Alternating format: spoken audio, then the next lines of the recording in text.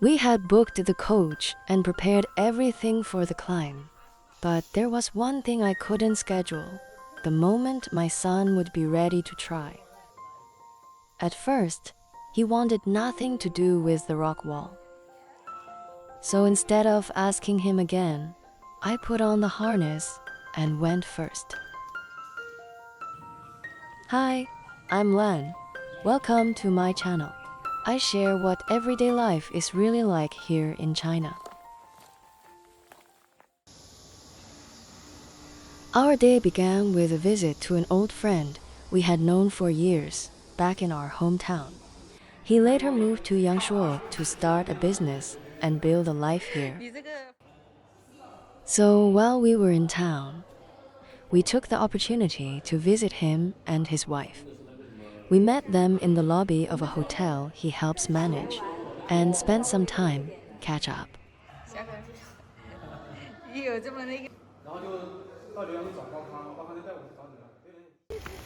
Afterward, they invited us to visit their newly opened café nearby, which was still in its soft opening stage. As soon as we arrived, I naturally began looking around the café. Our friend is a space designer and works in the same field as us, so I could recognize his personal style throughout the space. With a limited budget, he had carefully used his experience and creativity to give the cafe a distinctive character. Thank you. His wife prepared one of the new coffees she had been developing for us to try, and we sat together in the small outdoor courtyard. We laughed about old memories and funny stories from years ago. But we also talked about the difficulties of starting a business, especially at a time when the overall business environment remains challenging. Even so, seeing them gradually build a new life and business in Yangshuo made me genuinely happy for them. My son listened to our stories with great interest. I realized that conversations between old friends also give children a chance to discover a side of their parents they rarely see. Through someone else's memories, he could understand that before we were simply mom and dad, we also had our own younger lives, friendships, and stories. Before long, it was time for us to leave. We thanked them for the coffee and the warm welcome, said goodbye, and wished them all the best with their new cafe. From the cafe, we returned to the car and headed toward the outdoor climbing site. We had already arranged a time with our coach, so everything was ready. On the drive there, I felt excited and curious to see how my son would react when he finally stood beneath a real rock face, and whether he would be willing to give it a try.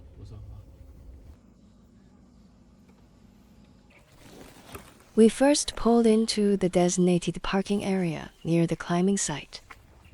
I had been here once before, so the village houses beneath the towering green limestone peaks already felt familiar. The actual rock face was still several minutes away on foot, farther into the mountain. So we gathered our things and prepared to walk in. With Fuqi in his carrier backpack, I made my way alone along the mountain path, while my husband and son had gone ahead with our coach. It had been raining a lot recently, leaving the narrow trail wet and muddy. Seeing the condition of the path, I began to wonder whether the weather would hold and if it was really suitable for outdoor climbing that day. A few minutes later, I arrived at the Swiss cheese climbing area. Surrounded by dense bamboo, the site was very simple, with only a basic open-sided shelter beside the rock face. A few climbers were already making their way up, which eased some of my concerns about the weather. Still, the area was not especially crowded. Since it was summer vacation, I had expected it to be much busier.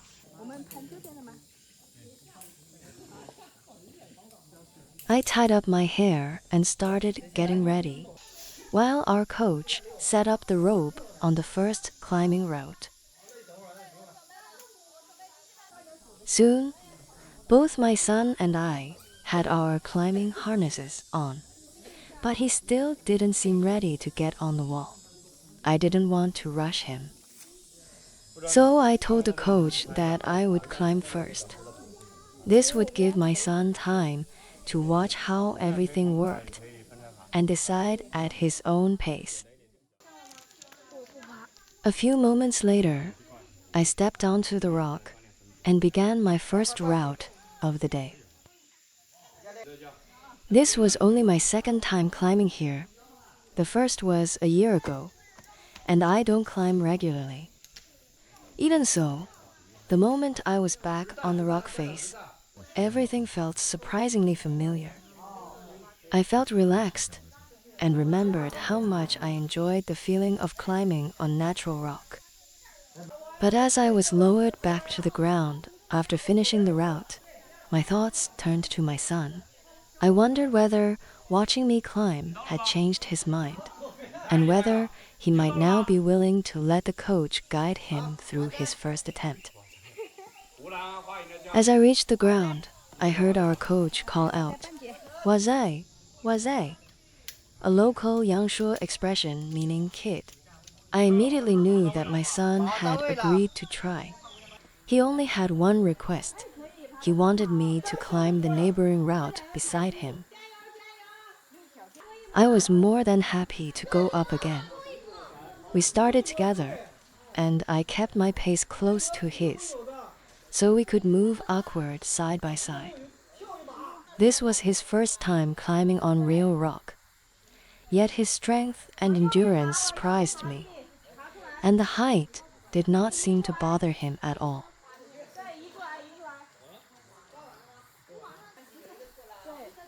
When we came down, he simply sat quietly and rested. He has always been reserved and rarely shows his excitement openly.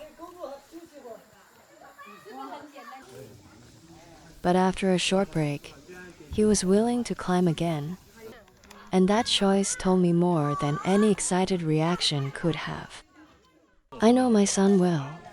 He may say no at first, but once he makes up his mind, he gives it everything he has.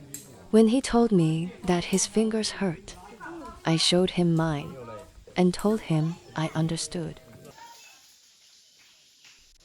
After a short rest, he was ready to challenge a harder route. The coach checked his safety gear again and helped him put his helmet back on as he prepared for a harder route. I didn't discourage him because reaching the top wasn't what mattered to me. What mattered was that, this time, he had chosen the challenge for himself. I would always value that willingness to take the first step more than the final result. He didn't reach the top, but seeing how relaxed he looked as he came down made me feel proud. For him, facing the challenge was already a success and something valuable gained. Once I saw that my son was comfortable and willing to challenge himself, I could finally stop worrying and enjoy the climbing for myself. I moved on to some other routes. I love climbing because every route challenges both the body and the mind. It demands complete focus, and when one movement doesn't work, you have to adjust and try again. Before I realized it, nearly 5 hours had passed. I had climbed to my heart's content and enjoyed every minute. After a short rest, we began getting ready to leave. With my backpack on, I followed the mountain path back. Luckily, my fingers had made it through the day without any cuts or torn skin. Watching my husband and son walking ahead, I felt quietly content. Nearly 5 hours had passed, but the time felt full rather than long. We had each challenged ourselves in our own way.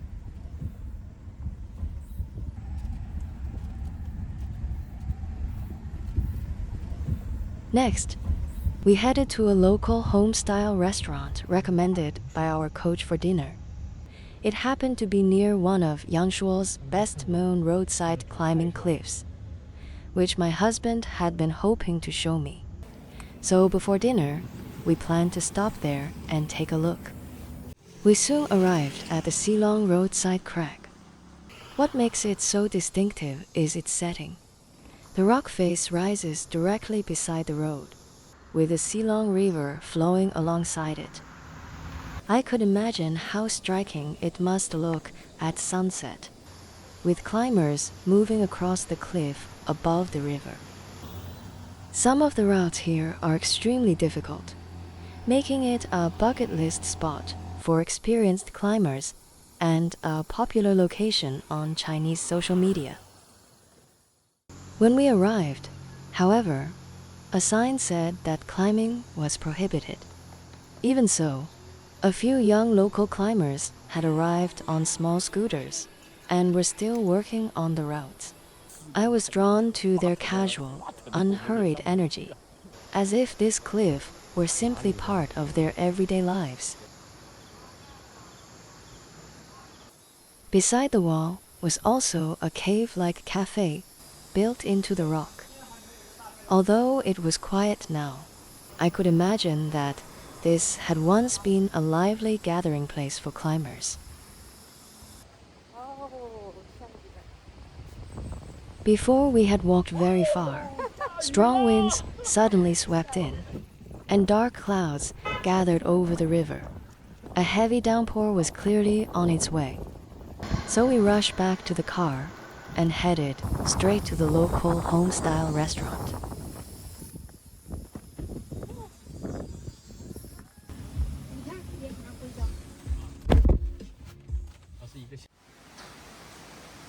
By the time we reached the restaurant, the rain was pouring down with no sign of letting up. The farmhouse-style restaurant was spread across several small buildings around a courtyard. From our private dining room, I watched through the window as my husband and son ordered dishes in the front building across the courtyard. By then, we were all starving. One dish after another arrived, and our long-awaited dinner finally began. Looking back on the day, I realized that I had seen two very different forms of courage. Our old friend was building a new life and business in Yangshuo, while my son had gone from not wanting to climb at all to choosing a harder route for himself. Perhaps growth, at any age, begins in the same way, not by knowing exactly how things will turn out, but by being willing to begin. Wishing you happiness. See you in the next video.